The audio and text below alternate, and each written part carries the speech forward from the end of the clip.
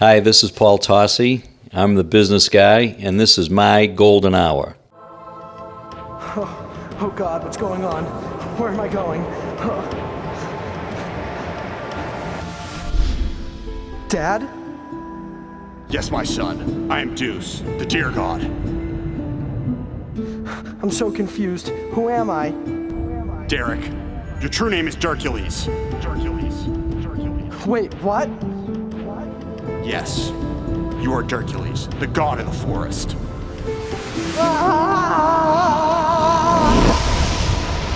Season 5. Hosted by your favorite podcast host, Big Bochi. You already know the deal, mother. What's up?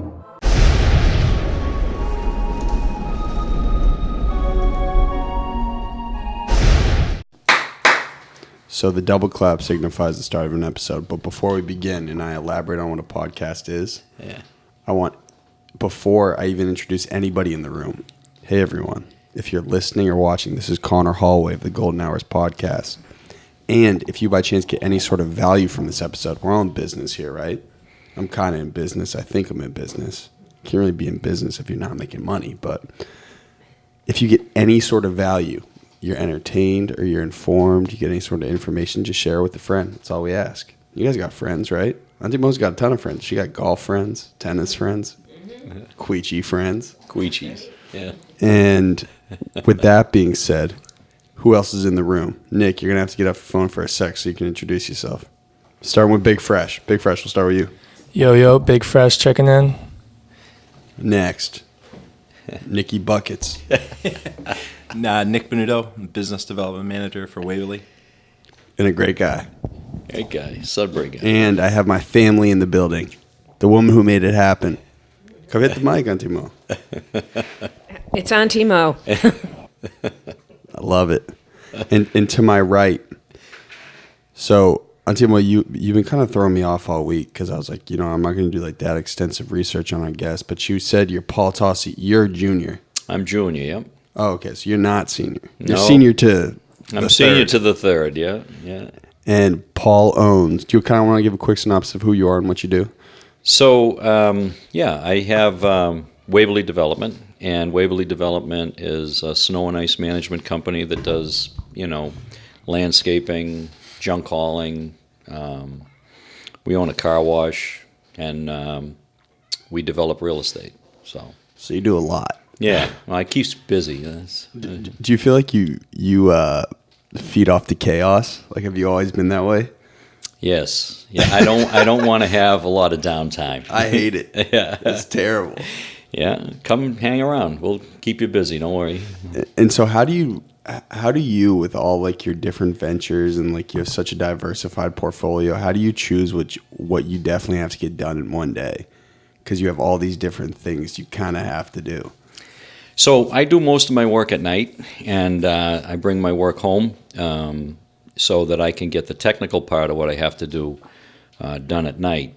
And then what is the technical part? Well, just the phone calls I have to make, the appointments I have to see, the people I have to be lined up to get work from. I get all that done at night. And then during the day, I start off with a meeting in the morning, and then basically just go watch all the different entities at work and, help them if they have a problem. And so what would a problem be? Because you're at the point now where you're pretty much just a firefighter, right? You're Right. just dealing with issues every day. Yeah. If you want to have problems every day, start a trucking company. I guarantee you. In Massachusetts. In Massachusetts. Any company in Massachusetts will keep you very busy on a legal basis. So, there's always something to do. Oh, so it's consistent legality, like firefights, or Well, is it an I tried. employee thing? I stay away from any kind of legal firefights. I never win at those, and I always try to work with the employees in such a way that they are as happy as they can be. Because if they're happy, then production goes up, and if you're constantly squabbling with the employees, nothing goes right. So Paul's a Sudbury guy. Yep. A boo. I'm not. I'm a Lincoln guy. Remember, there's a difference. There's a line. To Sudbury people, Lincoln people are like country bumpkins from a farm town. Farmers. Yeah, they literally think that. It's absurd. But there was a couple days where I had driven LS through Lincoln, and there was cows crossing the road. This is a true story. Yeah. Pretty wild. So can you kind of give a quick synopsis of how you like built this like crazy vast empire of different businesses? Because we talked about it on the phone a little bit, but it's a wild story, man. So I started out we have a family car wash that my dad had built in 1964, and I had a less than illustrious career at college. So as did I. Yes, I went to several and left them all. But Boston State, right? Yeah, Boston State for 2 weeks. So that's where my dad went. Yeah, it's now defunct. It's gone. Yeah. Well, it merged with UMass Boston. Right. Yeah, and then so I was given an opportunity to take over the car wash. Car wash was at that time doing about 36,000 cars, and had a meeting with the bank, and the bank explained that we were a bit behind in our mortgage payments and our... How old are you at this time? 19. Oh, so you take over a business when you're 19. Yeah, a pretty much defunct business. And, and then... Are you stressed at the time? Well, you don't know what you don't know, so you don't know how to, you just think it's still going to be all right. Right, and then when we left the bank, the baptism under fire began, and I said to my dad, well, geez, we're this far in the hole, and we need to do this and that. What do we do now? He goes, I don't know. He goes, but if you lose this, you're out. You already quit school, so if this doesn't work, then you better find something else to do. Hey, sorry to interrupt. I think the mic's picking up the chair, swiveling a little bit. No worries. Yeah. Thank you. Big Fresh, you sound handsome on the mic. Yeah, this is pretty good. On left field. How long was your dad running the business before? He wasn't. He had an international company. He farmed peat moss in New Brunswick. Whoa. Yeah, and this was kind of like a side business that they had, and my uncle ran it, and then he was elderly at the time, so I was able to take it over, and I worked the next 2 years straight without a day off, and just kind of kept it going. Blood through your eyes. Just tired every day. Yep. You learn how to, work every day that ends in Y, right? And so you're 19, you take it over, and are your parents at the time like, you're like a dropout, like you got to get this done? No, they just left me there. It was just if you don't make it, you just sink or swim, right? That was it. Did you pick it up quick? Well, I had worked there as a kid. I mean, I started working when I was 10. They brought me down there to clean towels when I was 10 years old. So I knew about the place, and I could weld. I picked up welding for some reason in when I was in school. Did you go to a vocational school? No. It was like metal shop, but and then we had welders there, so I just played with them until I learned how to do it.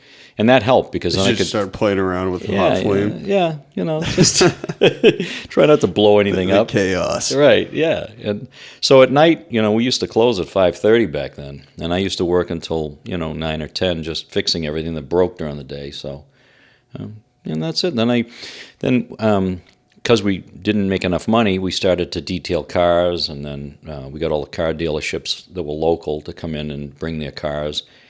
And then, we added a U-Haul business, and that helped a little. Well, for reference, the car wash that Paul is talking about is the Belmont Car Wash. Correct. Which I've been giving that place money for years. Man, I had no clue you owned it. I go there for the vacuums. Yeah, right. 'Cause my car gets a little nasty. And, you guys always have people bussing through that place, man. Abu, are you familiar with the Belmont Car Wash? I've definitely driven by it, and it's always just packed every time I go by. It's like right on the Waltham Watertown line. Yeah. Mm-hmm. Yeah, it's good. It's built up quite a bit, and we've got great people running it, so they do a nice job. Yeah, well, that's another thing. The employees are always wicked nice. Yeah, they're great. They're great. And there's people. always like a Belmont High School girl like washing, dries your mirror. Yeah. And I'm like, all right, you're going to guilt me into giving you $3? Fine. Yeah. Sure. Wow, that's big. You give $3. Why? Most people do like $1. $1, yeah. Well, you're a podcaster, so you must have a lot of dough. Exactly. As you can tell in the back of this empty warehouse. Very entrepreneurial. I actually stole this painting. Looks good. I don't even know what it is. It looks like they're playing trombones or something. Was it sax or blue? I think it's sax. Yeah. You're the music guy. So you so 36,000 cars at the time, is that not a lot? Not a lot, no. Okay. Is that So per we're- month or per year? No, per year. Okay. so So 3,000 cars a month. yeah, we're doing about 100 and a quarter now. So we've built it up quite a bit. So you've quadrupled the business. Yeah. Over and let me guess now, how old are you, like 28? Yeah. Okay. I'm 60. So you've quadrupled the business over 40 years. Has that been sustained? Yep. Yep. Okay. Every year got a little bit better and better. We won Best of Boston in 1998, I believe. And so how did you outmarket like other car washes in the area? Because it's such like a location-based business. Yeah. Well, we're full service, so we do the interiors of the car, and we, as you said, we wipe them off. And most places would just kind of like send them through, and that's it. So we just kept giving people a really good, job, and they kept coming back. And did you do a little spying on other car washes in the area? Because I know there's one near Bentley. Yeah, we spied all the time. I'm sure. And then my father pulled up one day and said, while you're spying, people are upset at your place. You better get back there. You're going to lose everything. And spying stopped immediately. Yeah. That was about it. and was there any other competition that popped up, like during the time, car washes in the area? Yeah. What happened was all these little small gas station car washes started, and that took a big chunk of business. So that's why we kind of reinvented ourselves to do the online detailing, no appointment necessary, and that really increased the business. And how did you choose when you were building up a car wash? How did you create new SKUs, like new products, like new polishes? How did you realize there was like a space for that? Because I feel like every time I go get a car wash, it's like $10. Like I'll do. I'm getting podcaster here. I'll get the $10 wash. But how did you know there was a market to do like a more expensive car wash? Well, it's a very precise science. It was R&D, a lot of R&D, which basically is rob and duplicate. Yeah. So we Love just, it. as we were kind of spying, we learned other ways to do it. And it worked for someone else. We figured it might work for us. So we took a shot, and it worked. So it's pretty good. So the car wash is booming. How old are you? We really had it on, 26 or 7, right around there. And from then on, it's sustained itself. So it took you about like 8 years. Yeah, and during the 8 years, we built 5 laundromats, and we picked up a second car wash, and it was just, kept us busy, because in the car wash, when it would rain, there was nothing to do, so we rehabbed old laundromats and built them up. So the car wash, you've been running it for like 3-4 years, and then you decide to start a second business? Yeah. You're a nutso, man. Yeah. Well, well, it was. Just get bored, or? Yeah. Well, one of my customers came in and asked if we wanted to buy his laundromat, and it was in Waverly. It was up in Cushing Square, up in the middle of Belmont, and whereabouts? Well, it's torn down now. They're just putting in a new building right at the corner of Common Street. Where that Starbucks is, that big complex. Yeah, right behind there. And so his laundromat was much the same as the car wash at the time. It was junk. So we went in and learned how to fix everything. And then we ended up remodeling it and putting in all new equipment. And that took off. So then we just started to, go and talk to all the people in the area. And in our area, the laundromats are, it's a thing of the past because now everything's a condo and they have their own laundries built in. But, at the time, there was still a market. They're all still, doing well right now. We built 6 of them, so. And were you like, hey, I'm technically savvy. I understand how machines work. I kind of have a welding background, so I can do it. Or this just seems like a cash cow. Let me just try it. Yeah, that's it. Yeah, it was. We made a deal with him. We gave him more than he would have gotten on the open market, but he held the financing. So we figured, worst case scenario, if we were there for 3 or 4 months and it didn't work, we just walk away. But it worked. So, and, he made more than he was going to make, and, we had no money out of pocket other than just starting. Who's we? My brother worked with me. My brother Adam has been with me cleaning up my messes for the past, 30 years. So, Are you guys like a tag team duo?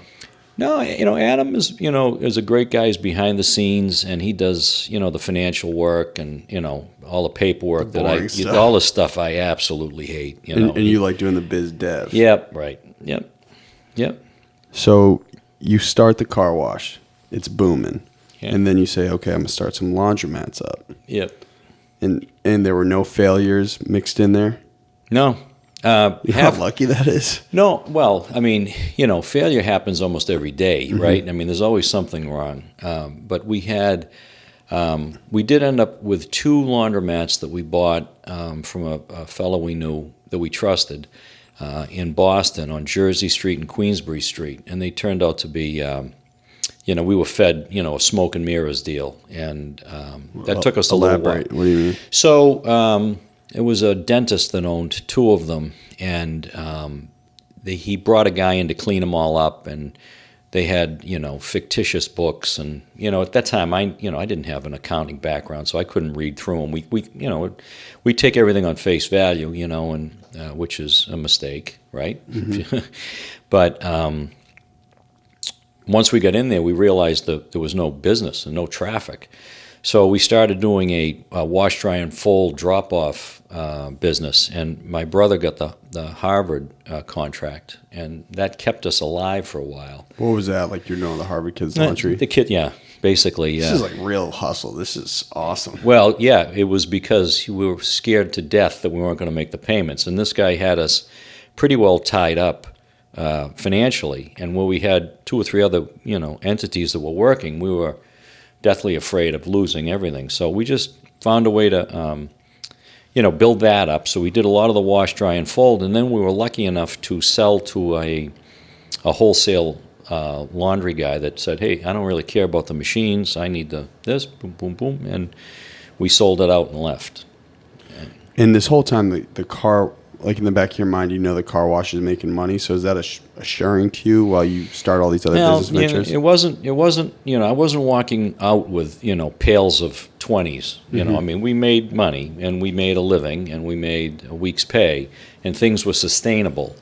But you were faced with, do you want to stay and work for at the time back then $500 a week, or do you want to make 1,000? And if you're going to make 1,000, you got to do something else, because we kind of tapped out the resources we had at a Belmont. You can only do so much. And at this time when you're building all these businesses, did you realize you kind of had a sense for it? Like, no, absolutely not. It was just throw it at the wall, see what sticks type thing. Yeah, I mean, you have an understanding. 2 and 2 is 4. It's not 11. When someone tells you it's 11, you have a problem, right? So you got a scammer on your hands. Right, exactly. So you learn you got that quick. Dentist on your hands. Yeah. F that guy, man. I'll go find him one day. I'd like to do dental work on him.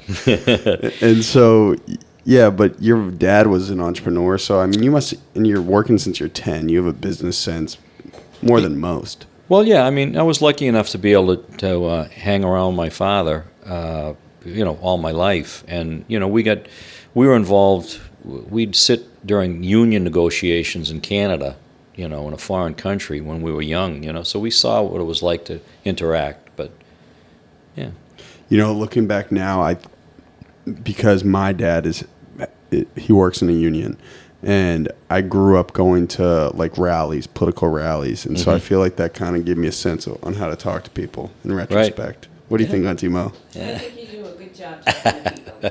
Thank you. Not shy. Yeah. Never have been. So you have the big laundromats running. Yeah. You turn into a young boss. You're like 27, 28, right? Mm-hmm. All the girls are like, oh my God, Paul Tossi. Yeah, no. This guy's a bachelor. He's killing it. Nah, that didn't work.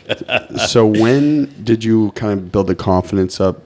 You're operating all these businesses. You're closing sales. Okay, I'm going to like put my foot down and start the landscape company.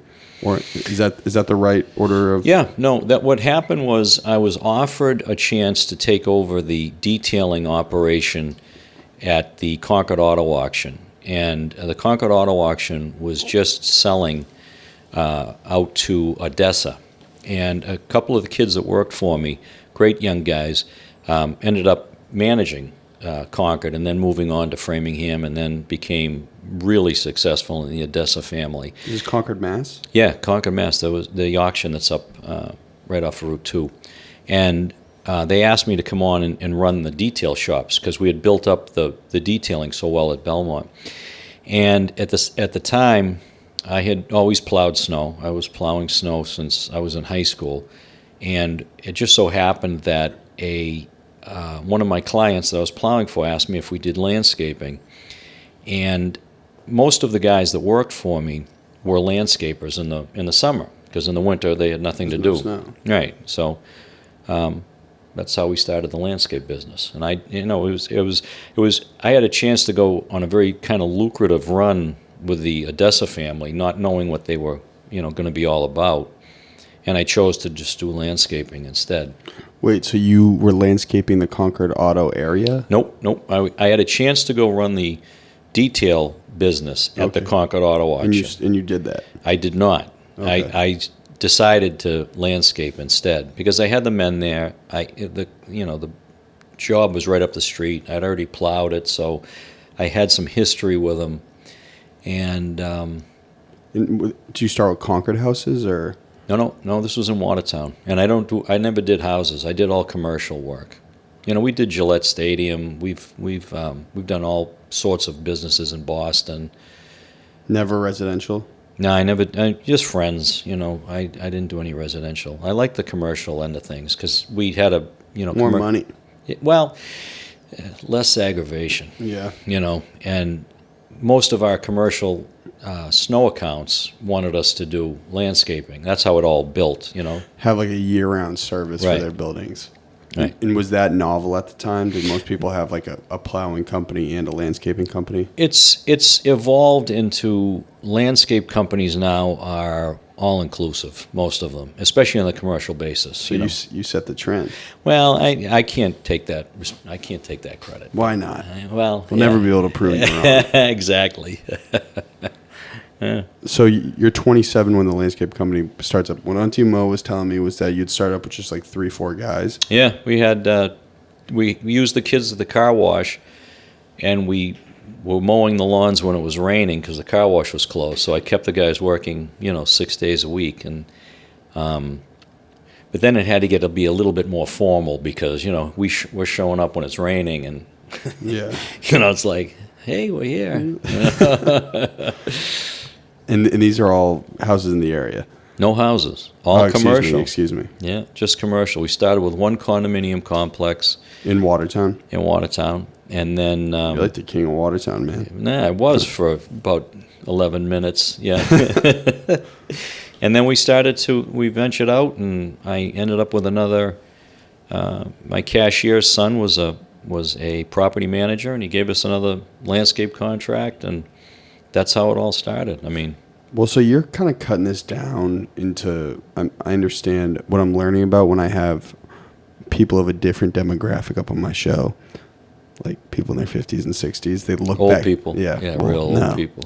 They look back and they give a synopsis of years. Like it's this like years are a short amount of time. And obviously, I think Abu, would you agree? Like a year seems like a long time to you right now? Yeah. So, what is the day-to-day like for you during these days? Is it just a grind, get up wicked early, work the whole day, deal with everyone's bullshit, and then just kind of repeat? It's all 7 days a week. That's all you do. But I never looked at it as work. I mean, I've had nothing but fun since I quit school, and I've loved every minute of what I've done. So I never thought about time. Time never meant anything. What feels like work for you now? Like, what's like, oh my God, I just don't want to do that. Like, I hate typing. You know what I'm saying? Somebody might hear this podcast, so I'm just going to say I don't really know. Okay. I know what you're saying. Yeah.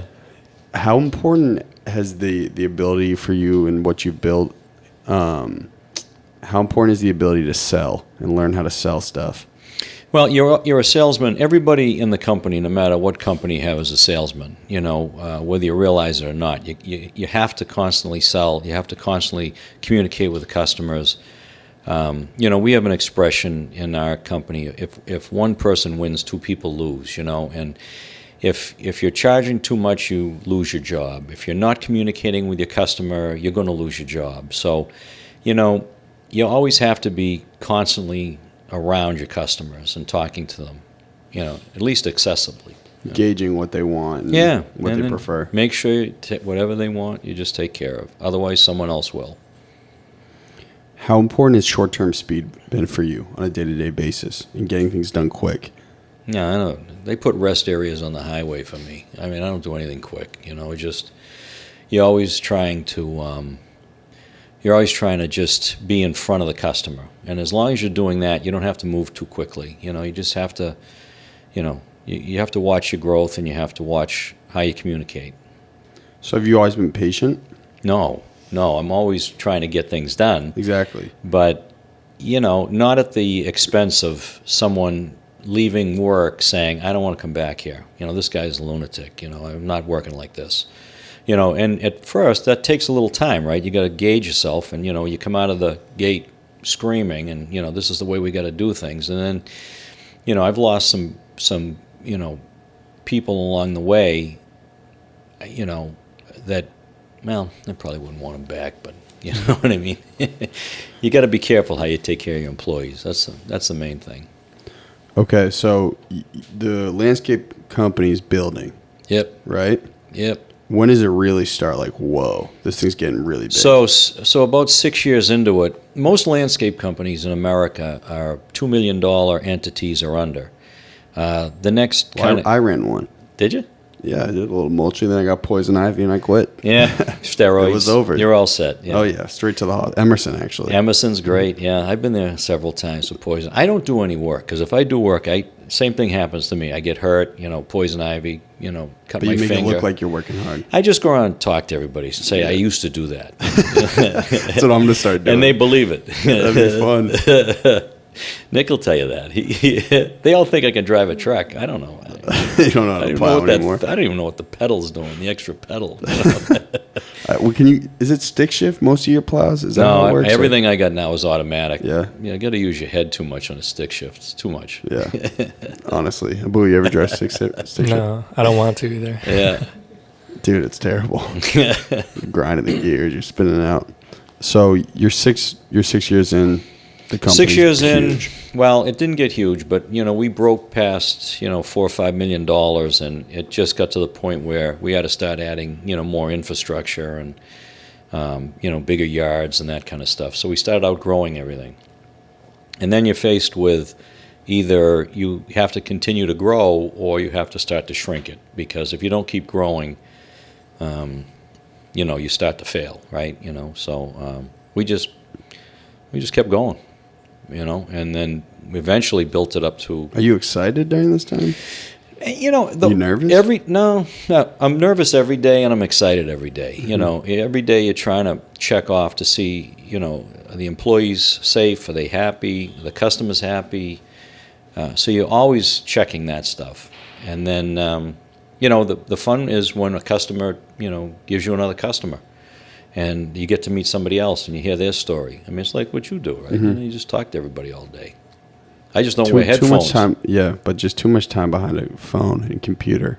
Oh yeah, hate it. You got to get out. You got to get out and walk around. What's your screen time looking like right now? You do a better job at it than I do, honestly. I don't know. I think recently it's been up there a lot. Yeah, I've been watching a lot of like YouTube. And You've stuff. been active. Yeah. Hey, do you have any questions right now? Yeah. So real quick, Big Fresh drops haymaker questions. That's cool. I could just say I don't know. Yeah. That's simple. Yeah. Oh well, no, they're always very intellectual, and intuitive. Oh, forget it. So you've been running businesses around like the greater Boston area for 30, 40 plus years, right? Yeah. Over that time, have you noticed like kind of changes in the area that have affected your businesses directly, or has it always kind of been like this just straight kind of line of growth? Well, I'll tell you, the one thing that, just coming over here today, I can tell you that when I was a kid, this area that we're in right now, I mean, you could buy multifamily houses for $25,000, these 3 families. And, there was no traffic, and there was no big buildings in Boston. There was a few, but the amount of growth that's happened in Boston, Cambridge, Somerville, all these places, it's just amazing to see, the population just explode. Like the seaport. Seaport, yeah, it was, Pier 4. We used to go to Pier 4. That was it. There was like 2 restaurants It down was just there. like a lot. It wasn't just like an empty lot. Yeah, That's what people said. it was a huge parking lot. That was it. Yeah. So has the gentrification of the city helped some of your businesses? Oh, we plow a ton in the seaport. We haul snow in the seaport every single snowstorm. I mean, the place has exploded with all sorts of opportunity. There's a ton of opportunity now to be in the snow landscape. The service business. And if you had a cleaning company, I'm sure they'd tell you the same thing. It was just it's amazing the amount of growth. Great question. Antimo, any questions right now? Not right now, but I'll think of some. Okay. We'll let you get on the mic. No problem. So the company's growing. You're what, like mid-30s? Yeah, I mean, from late 30s, mid 40s were that was the You're in the time. prime. Yeah, that was it. How are you spending your money at the time? I didn't spend it. I just reinvested everything back in the company. Everything. Yeah, I mean, I don't live extravagantly. We have I can tell. Yeah, I mean, I got my boots and they're ripped. I just noticed. They got steel toes on them? No, not You too don't do that? heavy. Nah, it's too heavy. They're lethal weapons. I stay away from work, so I don't have to worry about steel toes, right? Exactly. So yeah, I mean, I just everything that we did, and even now, even today, I just invest everything back in the company. I don't need much, There's nothing that you buy now that you're like, that's sweet. Like No. a home in Sudbury is a big purchase. It's cool, yeah. We got a beach house. Nice. And down the Cape? No, up in Maine, Whoa, why'd you choose Maine over the Cape? because I'm sick of traffic. Yeah. Up in Maine, there's only just going through the center of town, and that's it. Yeah, but you jump in the water and it's instant hypothermia. I'm not jumping in any water. All right, you don't do the work. You don't do the work. I forgot. Don't exert I'm on yourself. a chair. I love it. Well, why Sudbury? Why not continue your kingdom in Watertown with And my your kids? wife chose it. I Yeah. had nothing to do with it. I was told where to go, and that was it. For reference, anybody listening, Paul's son is also named Paul Tocci, and he was always he's still around, but he's always just a very, very hard worker, and I can understand where he gets it from now. Yeah. He's a gritty dude. Yeah. He stays busy. Yeah. Do you see some of him in you?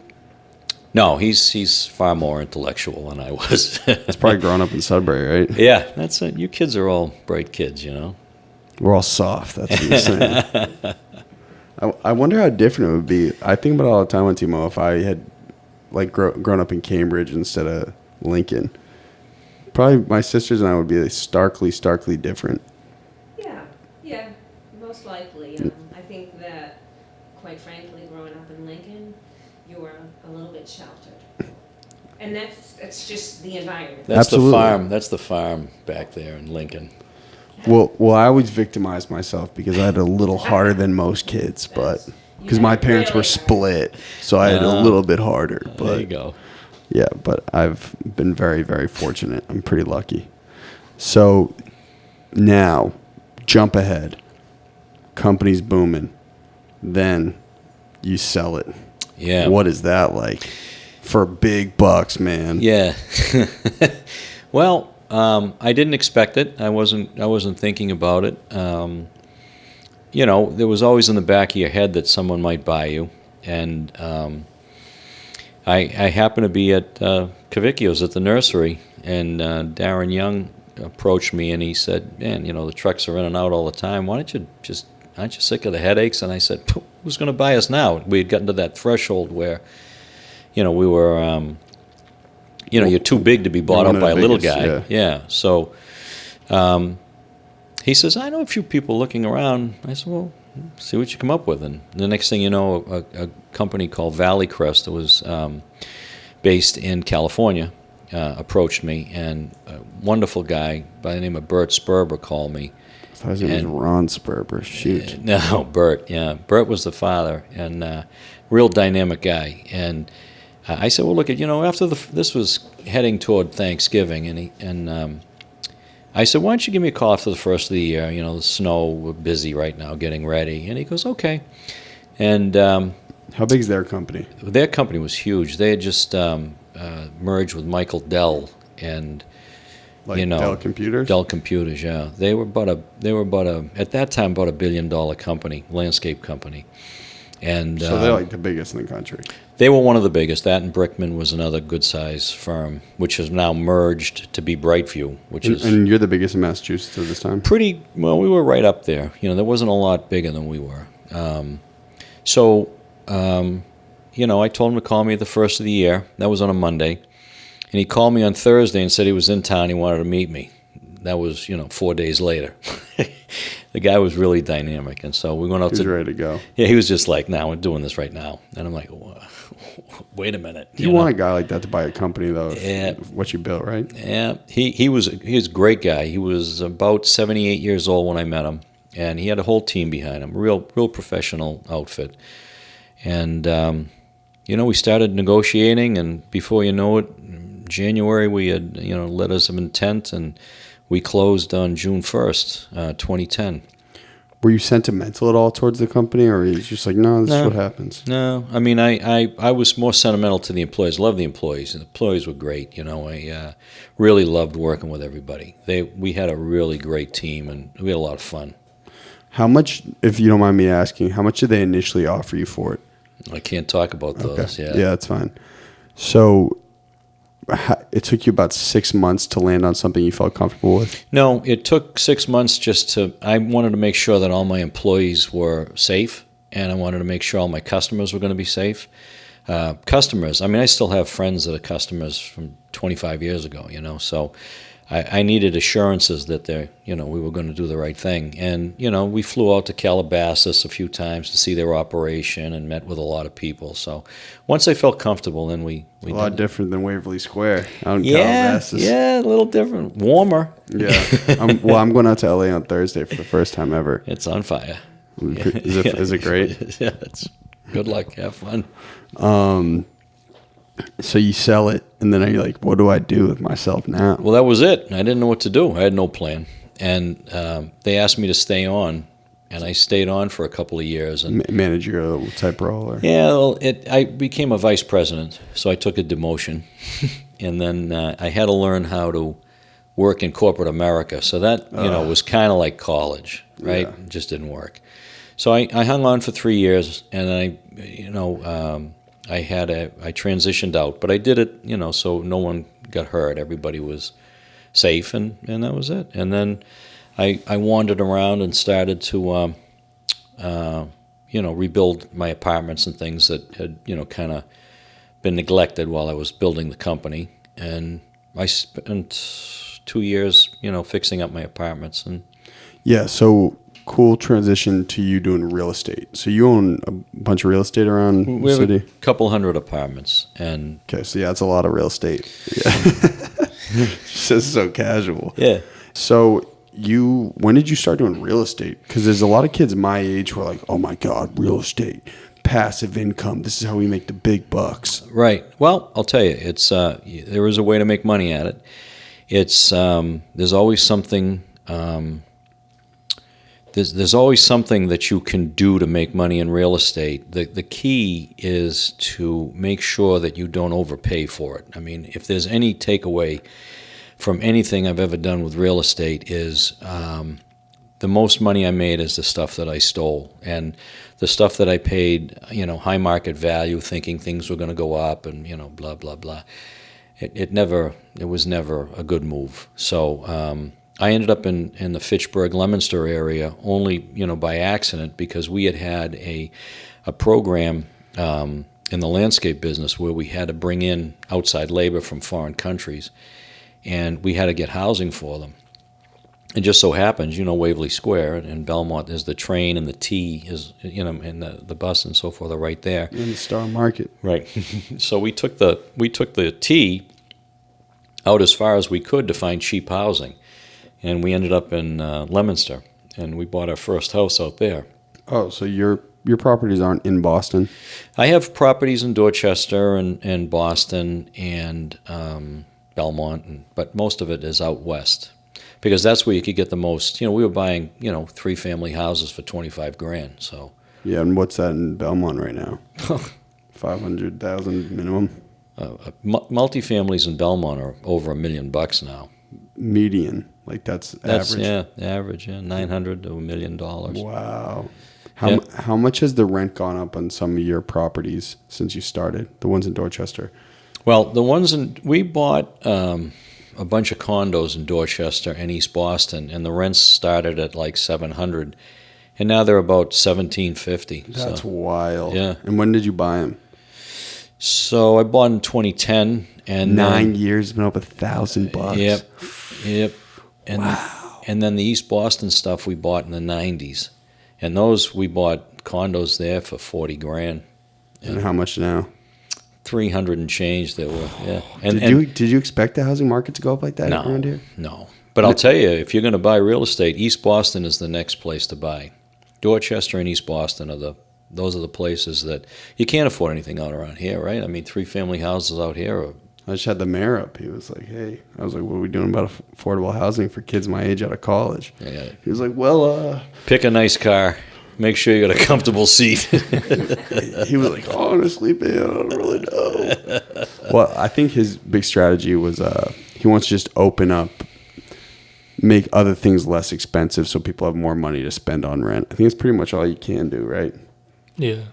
I don't know enough about it, honestly. I'm in the back of this warehouse, man. Man, you just get a nice bed. You put it here, probably warm in the winter. It'll be fine. There's a hole right there for a reason. And get a sprinkler. It won't burn down. You're fine.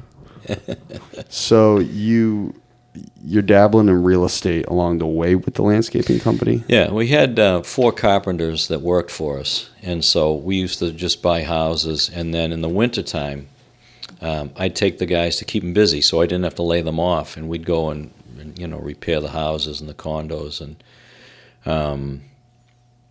so I mean, we kept people busy. That's why we were successful. We never lost our help. We kept them going all year round. How did you get people to want to work for you? How many employees does Waverly have now? We probably have 40 employees now. We had 250 at the peak. And then in the snow, Nick, what do we have in the snow now? We probably got 300 to go out, right? Nick's not here. Nick left already. I probably bored him. We got about 300 that go out in the snow, so... Yeah, how did you get people to want to work for you?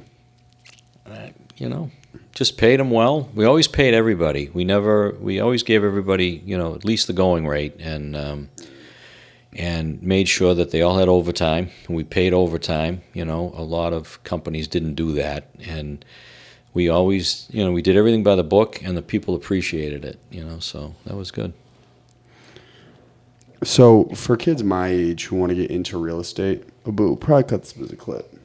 So for kids my age who want to get into real estate, can you kind of elaborate on when and why you take risks on real estate, and when you know something's a risk and when you know something's a definite? So I approached real estate a lot differently. I liked to pick up real estate that was in need of repair, I guess is the best way. The best deals you find out there are things that need repair, because no one really wants to do that anymore, right? Things you can flip.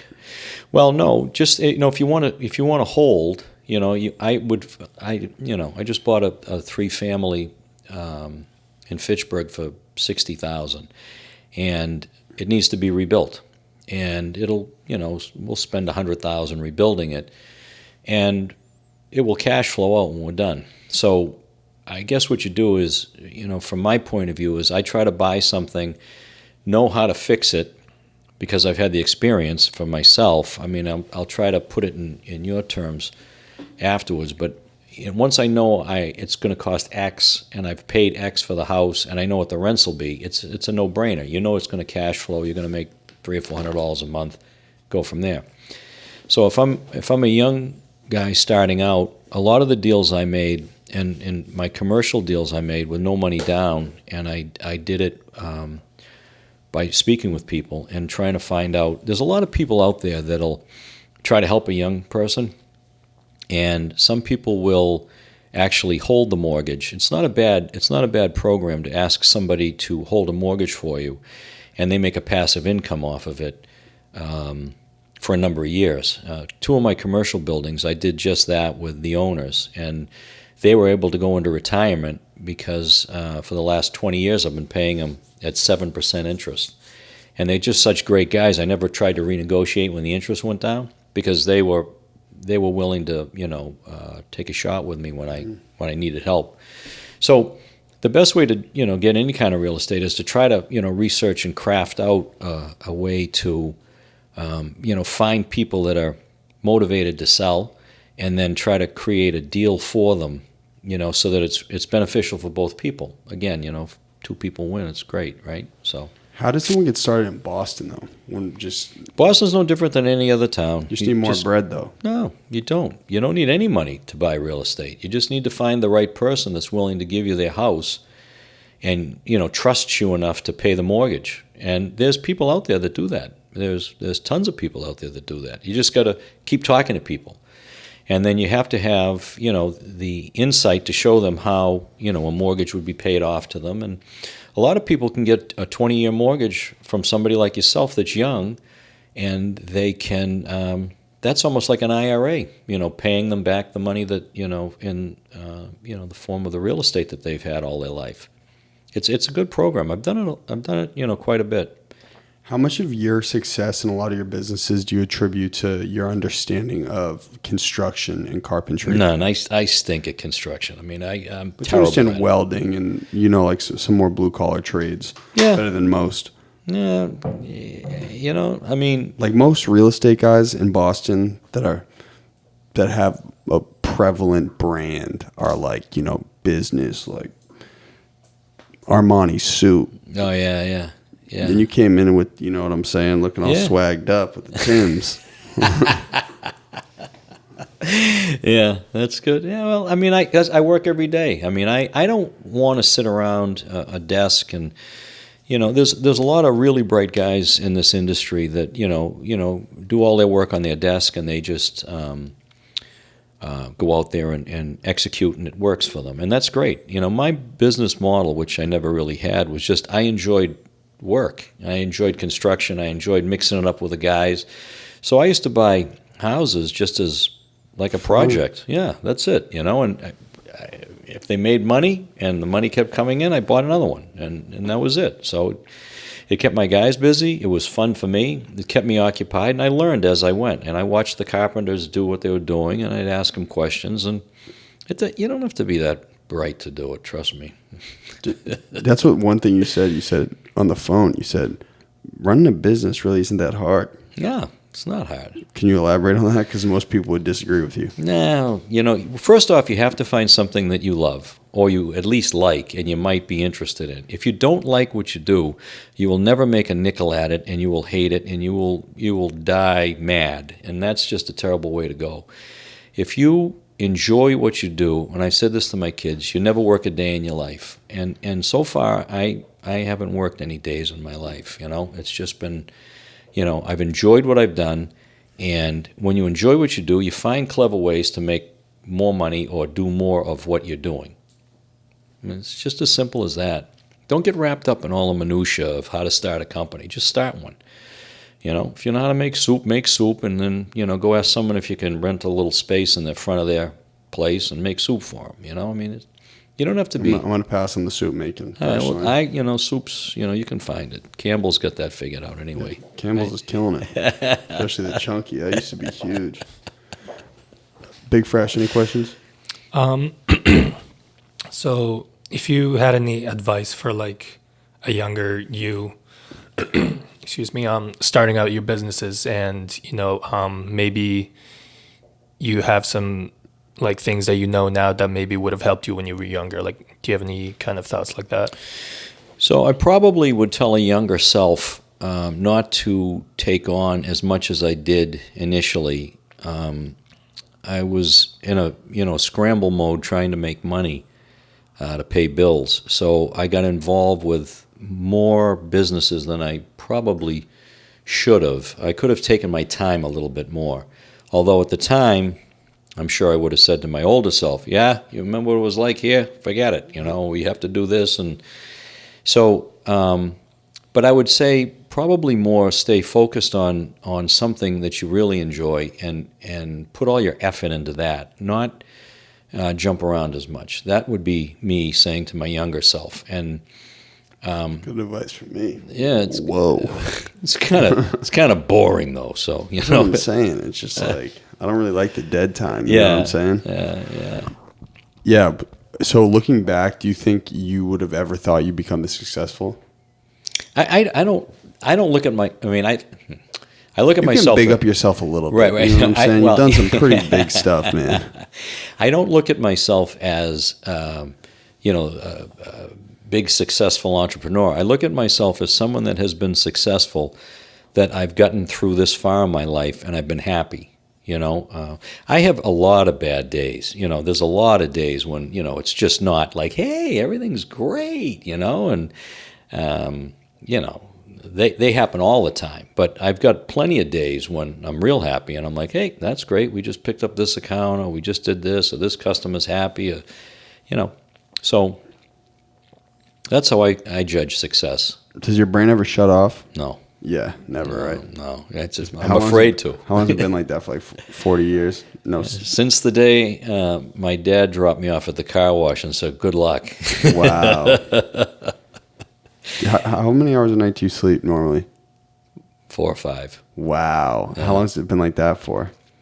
I can't remember. Years. Oh, my God. Yeah. 4 or 5. It's a restless 4 or 5, too. Wow. Well, man, I had a blast. Did you have fun? All right, brother. I have a question. Oh, yeah, Timo, sorry. Come through with your haymaker. The Meehan haymaker. Timo, did you have fun? This is Yeah, going to I be... had fun. It was fun. But I have a question for Paul. I'm still waiting for a bottle of wine from his vineyard. Oh, yeah, the vineyard. We didn't talk about that. It goes pretty quick. So, as we get a little bit closer toward... That's the newest venture, is the vineyard, right? Well, it's not really a venture. It was just it's a hobby. It's a hobby vineyard. It's about a 6-acre vineyard, and I enjoy making. Yeah, it's I enjoy making wine. I met a couple of great vintners along the way, and a guy by the name of Frank Zoll was at a wine tasting, and he and I started. We hit it off well, and we started talking. And there's 3 phases of winemaking, right? There's the farmer, which is me. I grow the grapes, and then there's the vintner, and the vintner, makes the wine, and then there's the sommelier that is the historian that goes around and tells everybody where it came from. So Yeah, now you sound like one of those big real estate guys, man. right. So I hook up with the vintner because he knows how to make the wine, and it's too complicated for me. So he does all that, and I grow the grapes, and we make about 100 cases a year. But you can tell when you have a good homemade wine because everybody asks for another bottle. If they don't ask for another bottle, just go out of business right away. That means it's not that good. So We'll bring it to Christmas, Timo. yeah, that's it. How about that? I'll get you a couple. Oh, the Meehan family will love it. Yeah. Trust me, the Meehan family loves tossing them back, man. Be your best customers. So are you guys doing like vineyard tours and stuff, or is it more of like a private operation? It's a private operation. My partner Frank ended up going down toward the southern states, Virginia, and because he's real estate's cheaper down there, and he could find a bigger tract of land and a barn, and he's doing that now. I just enjoy walking through the vineyard, and it's great. Where's Lancaster? Lancaster, Mass. Yeah. Oh, Mass. Okay. Yeah, up on Route 2, up in the Route 2 area, Shirley and Lunenburg and those areas. Tossy country. Yeah. Good. Yeah. Well, So I had a blast. This is how we start and end the episode. I got a feeling this is going to be tough on you, Paul, because it's tough on most, and this is the most intellectual thing that's going to happen in the whole episode. You say hi, your name, and this is my golden hour. Directly after, no break, hi, your name, and that was my golden hour. I need a script for that. All right, we'll walk through one part at a time. So you're going to say, hi, I'm Paul Tocci, the business guy, and this is my golden hour. Okay. Then directly after, hi, I'm Paul Tocci, and that was My golden hour. Okay. You let me Which know. camera you want us on? Right here, first? on the right, your left. Yep. Okay, whenever you're ready. Hi, this is Paul Tocci. I'm the business guy, and this is my golden hour. Bang, that's part one. Now part two. Hi, my name is Paul Tocci. I was the business guy, and this was my golden hour. So close. You got the. We'll just do the second part one more time. This was the first, and then that was. That was. Okay. Well, it's Ready? It'll be funny if you ever have a minute when your brain shuts off. You can go through all of our episodes and see 96% of people mess this up. That's it. That was my golden That was. hour. Okay, ready? This is Paul Tocci. That was my golden hour. Well executed. Thank you, man. All Appreciate right. it.